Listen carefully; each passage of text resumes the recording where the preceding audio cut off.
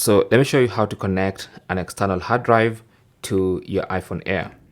Now, external hard drives present a unique challenge because they have a USB-A connector, most of them at least, and the iPhone Air has a Type-C port.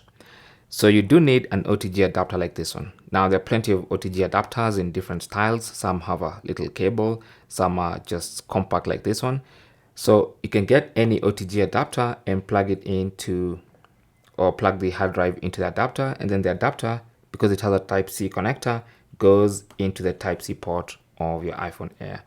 And that's the way you can connect an external hard drive, one of these traditional ones, to your iPhone Air.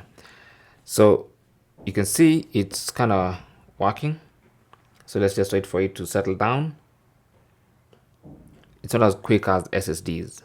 So once it settles down, now you can go to the Files app on your iPhone and then tap on Browse and keep tapping on Browse until you get to this homepage, which says Browse at the top. And then under Locations, you can actually see your external hard drive.